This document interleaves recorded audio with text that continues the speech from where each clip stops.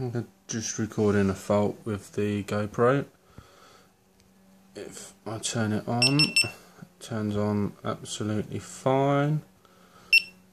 Power button works, no problems. However, when we try to use the shutter button, nothing happens. If I hold it, still nothing happens. And